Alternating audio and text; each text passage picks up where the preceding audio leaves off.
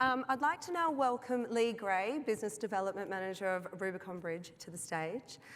Lee is going to take us through a little bit about what Rubicon does, but also talk us through some of the challenges that are facing brands when they're looking to enter Europe. Thanks, Lee. Thank you. Hi, first I just want to start by saying how much of an absolute pleasure it is to be here in Salt Lake City. It's actually my first time in Salt Lake City, and we were invited along last year, and we were kind of dipping our toes into the e-commerce world. We're regulatory compliance experts, so it was a real eye-opener. But it's great to be here, such a fantastic event, and being able to rub shoulders with some of the brightest minds in the industry. My name's Lee. I'm the Business Development Director for Rubicon Bridge. I'm conscious that not all of you will be familiar with us, so I thought before we kind of start our fireside chat, I'd just spend a few minutes kind of giving you a bit of background to us and our story. So I'm sorry, I'm British. I'm going to talk about Brexit a little bit. So if you can, I want you to imagine you're back in 2019 and you're in the UK. It's dull and miserable. And I know we're kind of famous for that in the UK because of our weather, but this isn't just the weather, this is a feeling. 2016, the UK voted to leave the European Union, rightly or wrongly. Even those who felt really strongly that it was the right thing to do at the time, the initial signals from the market was that it maybe wasn't looking like it was. It was a scary time. So actually the day that the results from the referendum were announced, the pound dropped to its lowest value in 31 years, which at the time for me was actually my entire lifetime. So yeah, it was a scary time. And for a country that relies on the European Union for 53% of all of our imports and 46% of all of our exports, the idea that it was in some way going to be harder for us to trade with the European Union because of more red tape, because of more regulations, because of more paperwork, it was all quite daunting. If that wasn't bad enough, we were just about to head into the COVID era. So I know it might seem a little bit dramatic to compare Brexit with COVID, and this isn't a political speech, but the one thing that both of those have in common is that they caused an unprecedented amount of friction for businesses who wanted to grow internationally. So the UK formally left the European Union on the 31st of January 2020. 51 days later, we had our first lockdown, and the impact on exports and imports was catastrophic. Now, hopefully, you're all with me. You're all in 2019, and you're feeling rubbish. You're feeling dull. You're feeling miserable. Brilliant. Because now's the exciting part. I get to talk about regulatory compliance. So let's say that you're a brand owner of a dietary supplement brand. You know that things aren't looking great at the moment, but you figure the Brexit thing, maybe it'll work itself out. And COVID lockdowns, they can't last forever. And actually, according to Kantar, there's never been more demand for dietary supplements in Europe. And the growth looks fantastic. So in 2019, the European dietary supplement marketplace was worth 14.9 billion and is projected to grow to 33.8 billion by 2027. So why not expand into Europe? How hard could it be? You've partnered with a really good accelerator. You've got the cheat codes to e-commerce. How hard could it be? What's stopping you? One thing that's stopping you is that actually your products might not be legal. Because the funny thing about the European Union is that it has always been a balancing act of harmonization and national independence. So there are rules and regulations that apply, they're pan-European, they apply to any country within the European Union. But then every country is also free to make up its own set of rules. So if you're a brand in that position and you're kind of aware of that level of complexity, typically what you would do is you would employ a third-party regulatory affairs company, someone who knows what they're doing in the market and can give you the advice, check your products for compliance, and produce compliant pack copies that you can use to create packaging, for your detail pages, things like that. So if you were to speak to a regulatory affairs, it's all manual. Everything is manual. So if they were honest and upfront with you and accurate with their assessments with quotations, they tell you it's going to take us 4 months to do these checks, and it's going to cost you about $6,000 per product. Take this brilliant product from BioCare, who are actually here with us today. It looks like quite a simple product, right? It's just vitamin C. There's actually only 3 active ingredients, but I don't know if there are any dietary supplement brand owners or brands in the crowd. If there are, stick your hands up. Okay, great. So you'll be aware then that actually dietary supplements are intrinsically very complicated products because they're the ingredients that are totally customer-facing, and then they're the ingredients that are completely essential to ensure that the products are safe and legal and are the quality that your customers expect. So there's actually quite a few more than just 3 ingredients. So let's say there's 11 ingredients. That's 11 ingredients that you have to check with both those European-wide regulations and all of the regulations in each country you want to market in Europe. So let's say there's 6. You're potentially looking at hundreds of regulations to check. So it genuinely is quite a complicated thing because it's not just the regulations that are very overtly dietary supplement related. You also have to check these product categories where there's crossover. So for example, we have regulations that apply specifically to dietary supplements, but then we also have rules and controls for medicines. And in the European Union, there are active ingredients that can be considered both, according to dosage. So it genuinely is quite a complicated thing. You also kind of have to consider the motivation of this third-party regulatory affairs company that you're speaking to, because the dirty secret about regulatory affairs is that it is an industry that thrives off friction. The longer you're in their process, the more they have to check, the more issues they find, the slower it takes, the more revenue they make. So I'm not at all insinuating that that is in any way intentional, but I think it's enough to just question the motivations. That brings us to Rubicon Bridge, the RegTech tool. We're not a traditional regulatory affairs company. We're a dynamic repository of regulatory requirements which enables brand owners to self-serve pre- and post-launch compliance activities. It's a bit of a mouthful.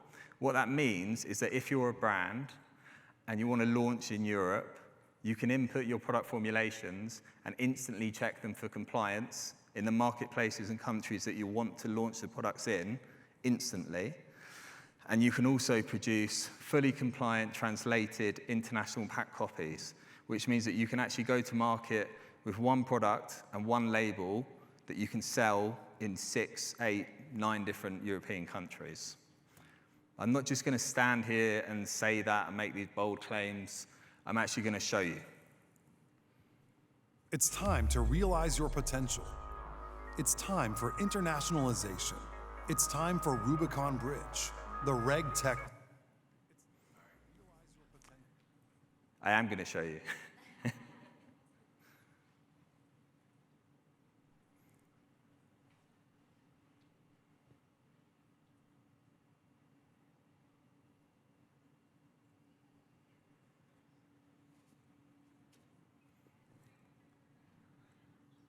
There's some frantic typing going on at the back of the room. This didn't happen when we practiced earlier. I feel a bit like Dave now. I wonder how he's going.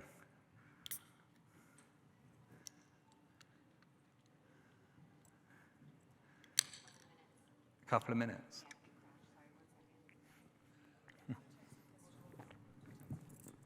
I can take some questions, yeah? Does anyone have any questions? Help me buy some time? Yes? So are all different categories in your database? So for example, like pet food? So we focused first on dietary supplements. We're doing food next. Those are the categories that we currently cover. We do have expertise in pet food and pet supplements, and we're building a roadmap to build out those categories. We've been responding to customer requests, so if that is something that's of interest, we'd love to hear from you. Any other questions? Yeah. We have a lot of customers in Europe that we manufacture for. Oh, thank you. We have a lot of customers in Europe, a lot of brands that we manufacture for, and they keep coming up with the HACCP compliancy, or the GFSI certification. Yeah. And that has become an issue because a lot of US manufacturers don't have that in place, and therefore that's the root of all evil in many cases. How does that play into your capability? Yeah, so are these customers that are selling on Amazon? Pretty much, yeah. Yeah, okay. So the way Amazon control supplements in Europe is they've marked them as a restricted product category. And it varies by country, but that means that they always ask for some evidence of compliance before you can go to market. Right. And in some European countries, that means pre-market notification. In some other countries, the UK, Germany, Netherlands, they ask for either that third-party authorized HACCP documentation, which we can help you with that. We've been authorized to do that on behalf of Amazon. They also ask for that GFSI certification as well. And just to give you some background as to why they ask for that, it's because within the European Union and still the UK, dietary supplements are actually considered food. And those are food requirements, food legal requirements. Yeah. HACCP is a food legal requirement. So that's a bit of background as to why they ask for that. Okay. Yeah, it's something we're dealing with right now. We have over 200 brands we manufacture and package for. Most of them are e-commerce at this point, or at least have some kind of e-commerce presence. And a lot of them are starting to move over to Europe. So our compliance team is working with these type of hiccups, you know. So it is a big part of the Amazon side of things. But is that just an Amazon thing? I mean, if they wanted to sell on another platform in these European countries, is that still an issue? So HACCP is actually a legal requirement. I've been given the way ahead. So, but Amazon, I think it's fair to say that Amazon are the most proactive about asking for it. So and pre-market notifications as well, those are legal requirements in certain countries. It's just that Amazon are kind of the first ones to put themselves out there and actually ask for it. I can catch up with you afterwards to give you more detail if you like. Okay, now I think I'm actually ready to show you.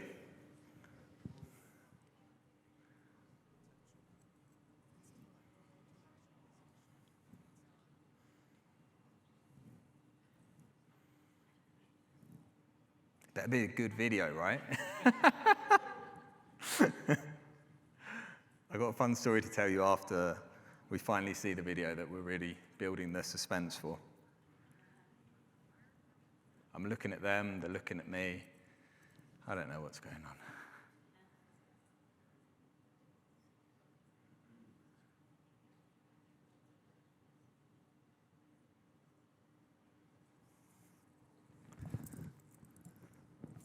I'll riff a little bit, seeing as we're talking about Amazon requirements. So they ask for these evidence of compliance before they go to market. But that doesn't mean that your products or your ASINs won't get suppressed once they've gone through that hoop, because there are other specific control programs that they run on live ASINs. So FIC, which is Food Information to Consumer, is a European-wide legislation. Example of one of the ones that I kind of mentioned earlier. They have a specific program that identifies ASINs, and if they think you're not complying with that, that relates to things like health claims, anything that's kind of mandatory to display to the customer before. In some instances, your products can get taken down because of that. So you do need to make sure that you've got fully compliant copy on both the printed label and the website as well. I'm not giving up on the video.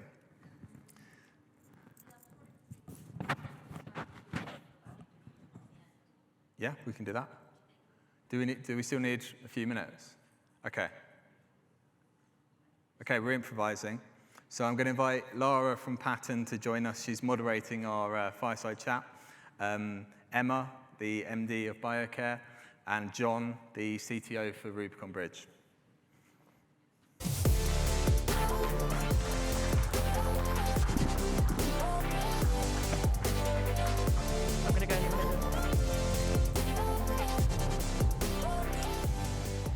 Thank you, Lee, for the introduction, and thank you, obviously, for joining us today. Do you guys want to give a quick introduction, John and Emma, as to who you are and what you do?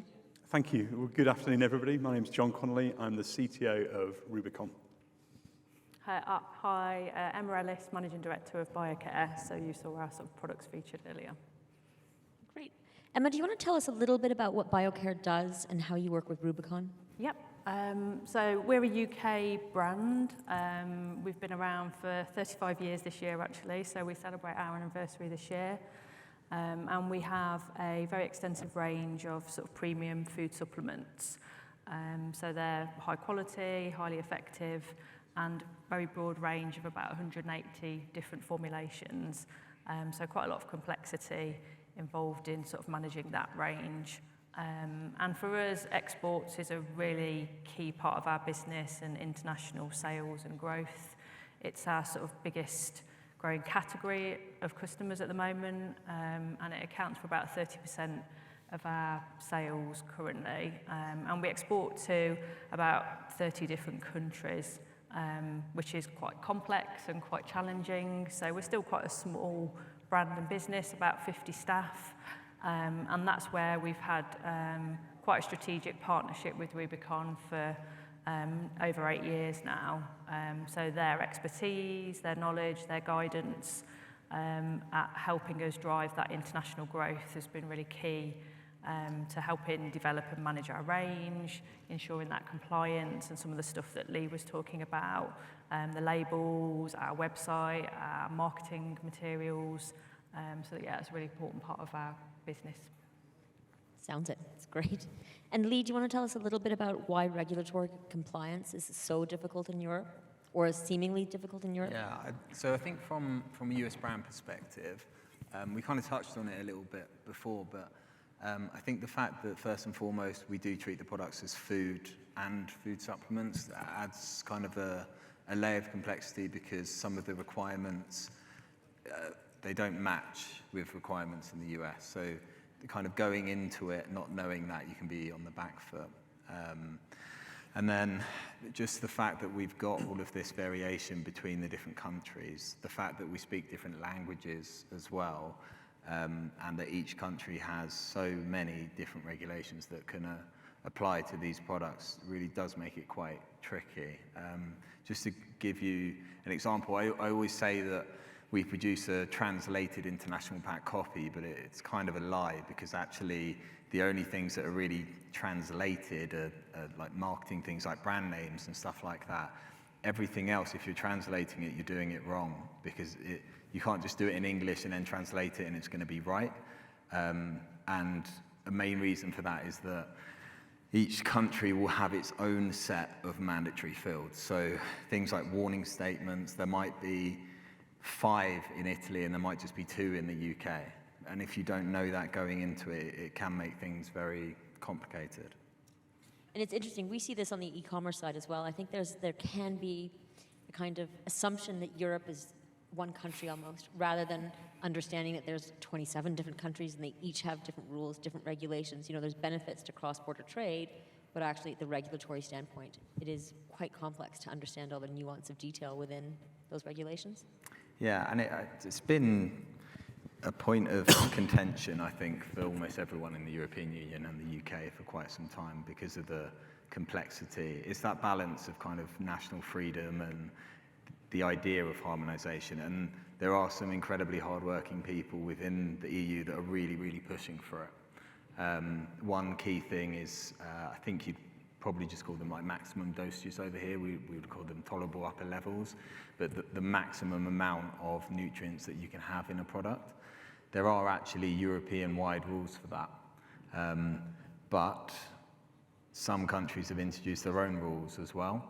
And just coming back to the fact that the products are intrinsically quite complicated themselves, and if you think about why those rules exist, what is the risk that you're trying to protect consumers from? It's overconsumption of vitamins.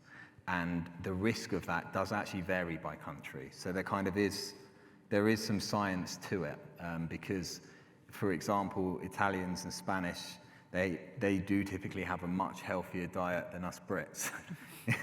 we eat far too much fish and chips and drink tea. That is a stereotype that is very accurate. I can attest to that. So it makes it really, really weird to get your head around, because it actually means that we're at lower risk of over-consuming vitamins because our base consumption is lower. So it kind of explains why there is that difference. But there is a real, or there was certainly a real drive to try to harmonize them. It just hasn't happened quite yet.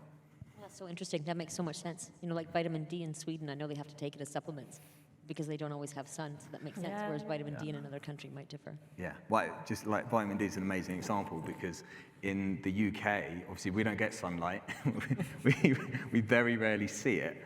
So not only are we a lot more relaxed around the maximum amount we put in products, but actually our National Health Service recommends that we take a certain amount of it. And that amount that they recommend that we take is above the threshold of what you can legally put in a product in Germany.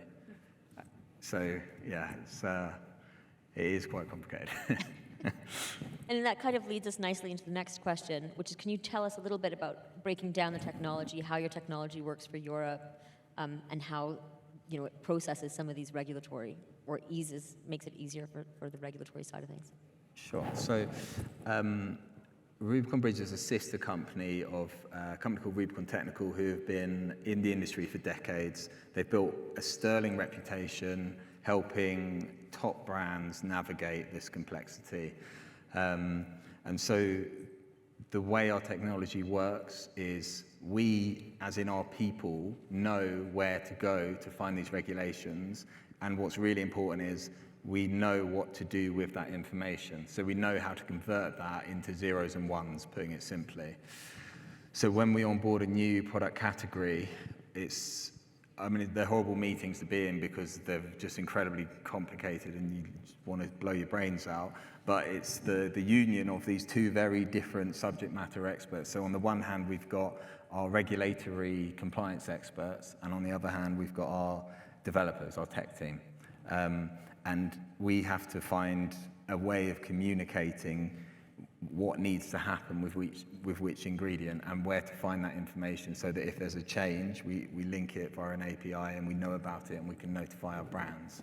So you don't see any of that as the brand owner using the tool. All you see, it just looks almost suspiciously simple.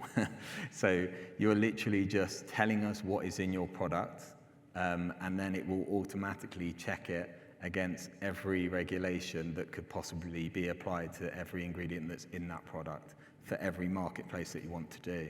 And then once you've done that, things like health claims, they work a little bit different in the UK and the European Union as well.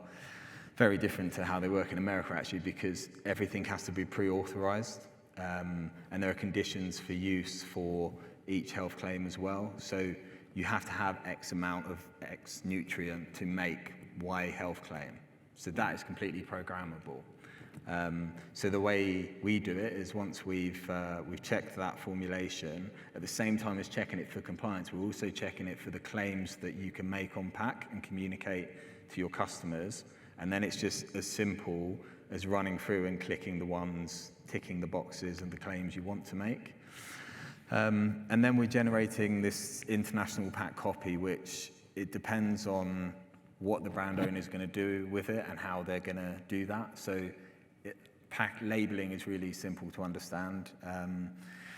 Usually we would just send that international pack copy to their design team, but we also have links with automated artwork companies as well, so they can receive like an automated first version of an artwork too.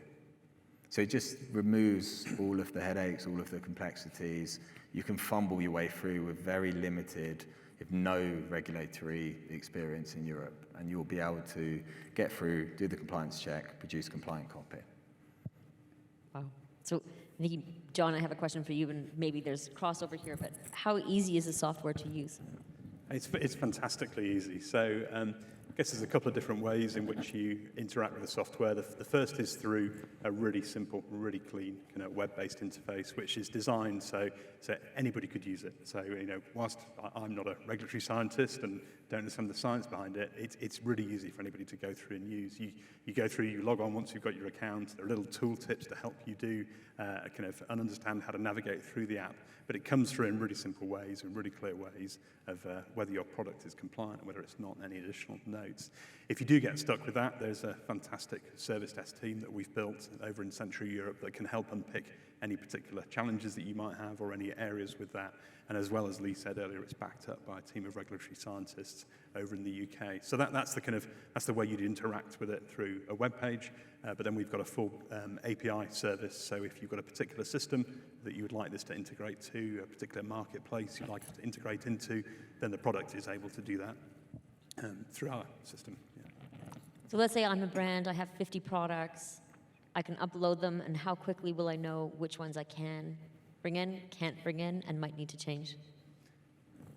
Lee's probably a Lee question. Yeah. It's minutes. Minutes. Yeah, yeah.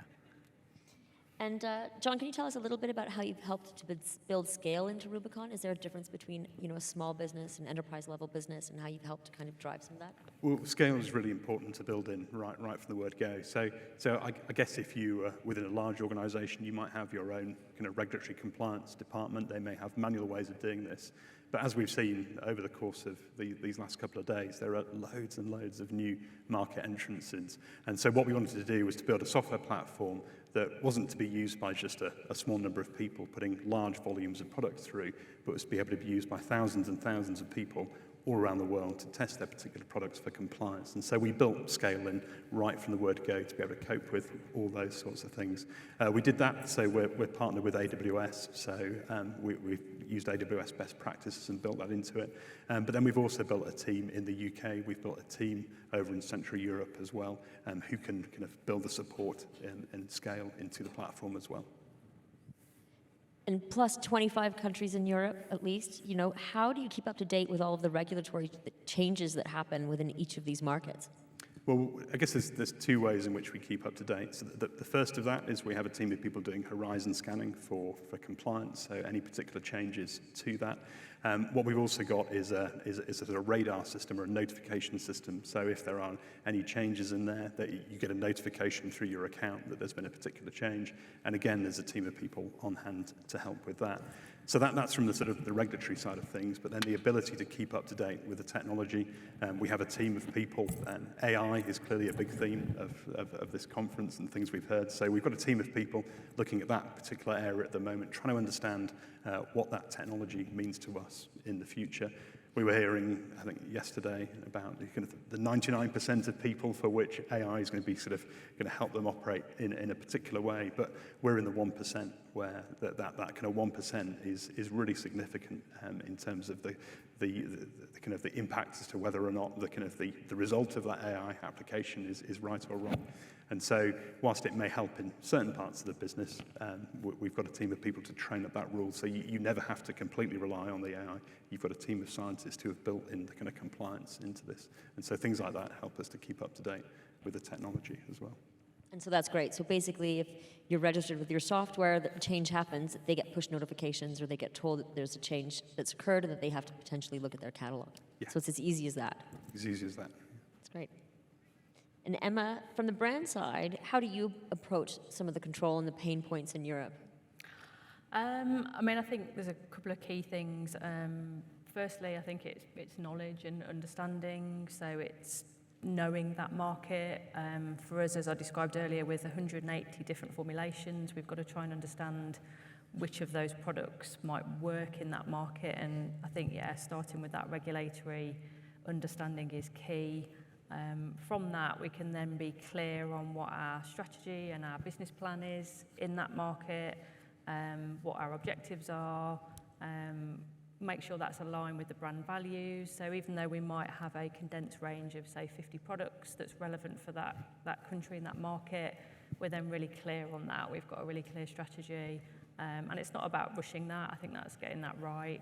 And from that foundation of regulatory understanding and compliance, and then a really clear business plan and strategy, I think that then gives us the flexibility to know what judgment calls we need to make of how we maximise the opportunity in that market whilst making sure we're in line with our brand values, our business plan and the strategy, and the products are compliant as well. And what's it been like working with Rubicon?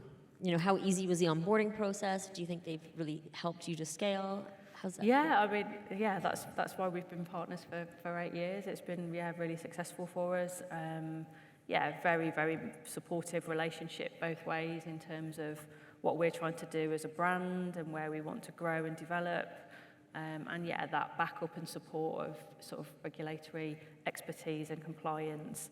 And yeah, the great approach of the tool that's available now just drives that efficiency for us as a business, and enhances the more opportunities that we can go for, because yeah, it gives us that sort of speed to market. And that would be one of your biggest sort of successes from the platform, is that speed to market. Yeah, absolutely. We have a few minutes left. I think there's some questions here. If you wanted the audience to take anything away from today, can you kind of maybe, if I go to each of you, what do you think the key points are that the audience should take away with them? I think it was interesting this morning listening to the keynote speech of those top 5 priority areas. Regulatory was one key area.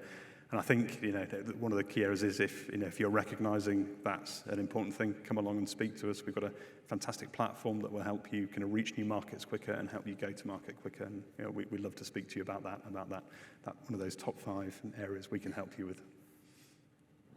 I think, following on from what I've just said, I think it's sort of don't rush. Again, there's been a bit of a theme of sort of this sort of conference of slow down to speed up, and I think when you've got the functionality and the technology that supports that, you can be really clear on your business plan and your strategy and not sort of, rush into anything, making any sort of mistakes that might cause you issues further down the line. So almost a little bit of slow down to then speed up and go quickly. Right, because the downsides to not doing this up front are actually worse. Absolutely. And can slow you down. And for us as a brand, we don't want to make that mistake. We don't want to go into a new market and a sort of new country and have issues further down the line and cause problems. And what are some of those problems, just out of curiosity? Is it things like platform takedowns or the fines? What is the downside? Yeah, products being removed from sale, loss of sales. For a lot of our export markets where we work with a distributor and a partner, it's the impact on our relationship and sort of brand reputation. So yeah, it's really, really important for us that we get everything lined up from the very beginning and get it right. And I think for me, it's just to know that there hasn't ever been a better time for US brands to launch in Europe, and that there's now a tool available to help you do that way quicker than ever possible before. But also the people behind the tool are really the experts in this world, and you can absolutely trust them. So that would be my kind of takeaway for any brands who maybe you've had that spark, like maybe we should look at doing Europe. Maybe you've looked at doing it in the past and you didn't know who to talk to, or you were just told no, which is a common thing from compliance people. I would say look at it again and come talk to us. Great, thank you very much. So we have just over 5 minutes left. I wanted to save some time both for your video and some Q&A. So we're going to open it up to the audience. If you do have a question, please put your hand up and somebody will come and bring you the mic.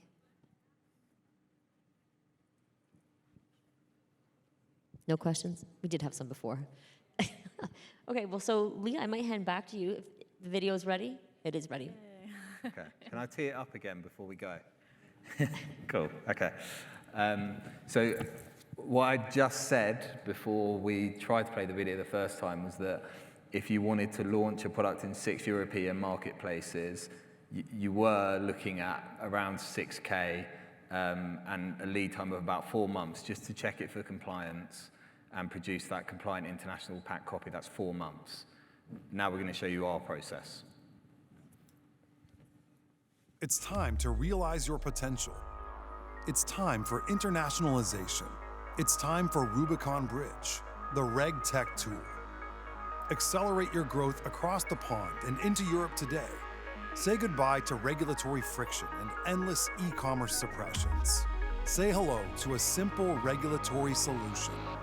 Rubicon Bridge is a turnkey solution for European compliance.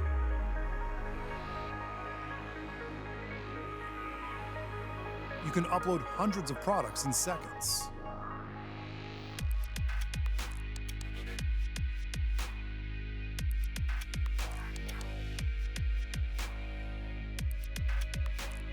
Just select your target marketplaces.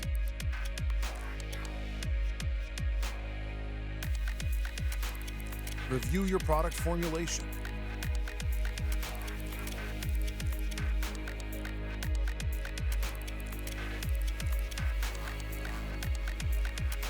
And check it for compliance in your chosen marketplaces. Then it's time to start making your label. Choose from pre-authorized health claims. Add your packaging and storage information. Then just review your label information and download your international pack copy. It's that simple. Produce compliant, translated copy for your products in minutes. Rubicon Bridge makes regulatory decisions faster and produces consistent, compliant copy in the language of your chosen markets.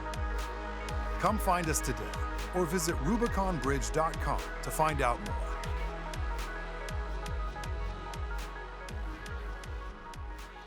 I don't know how many of you noticed, but there was a little timer in the bottom right-hand corner. And I've been quoting this number since 2020. So we did our first trial with a brand in 2020. And at the time, we helped them reduce that 4 months down to 4 minutes and 27 seconds. That was the average lead time for that. And we produced that video specifically for today. And we're kind of a last-minute company sometimes when it comes to stuff like this. And it came together a few days ago. I had no idea how long it was going to take. It was 1 minute. So that's 4 months down to 1 minute. So that's, if you're a brand, that means you can launch your products 4 months earlier and have complete and utter confidence that they're fully compliant in those marketplaces. Earlier, I made you all feel a bit dull and miserable. If you remember, I was talking about Brexit and COVID, and you thought, why on earth am I missing this AI chat for this? The reason I did that is because I wanted to kind of paint the picture on the conditions in which Rubicon Bridge was first created. And just when international trade was kind of most threatened, I just think it's absolutely incredible that two British brilliant women, Catherine and Emma, who sat at the back, they're our co-founders, far too humble to be up here taking the credit like myself, that they have literally revolutionized regulatory compliance. I just think it's incredible, particularly in such a challenging time. The last thing I wanted to say was that we're really excited to be rolling out our software in Europe with Amazon and their service provider network. So that means that any seller in Amazon who is selling dietary supplements, if they've done quite well in the UK, they want to branch out into Germany or Italy or wherever it is, they'll have access to our software, and that's a trusted third-party service solution. So we're very excited to be announcing that. And I will just finish by saying, if this is something that you've thought about, please just come and find us and chat to us. I know I spent probably too much time painting too much of a miserable picture of complexity. You won't feel that. We'll take that away for you. Thank you so much, John and Emma Lee. I think it's been great. I think from our perspective, we've been helping brands to launch into Europe for a long time, and the regulatory aspect was a stumbling block. And so certainly we're really excited about what the technology can do and how we can also help, with launching brands into the country. Thank you very much. Cool, thank you.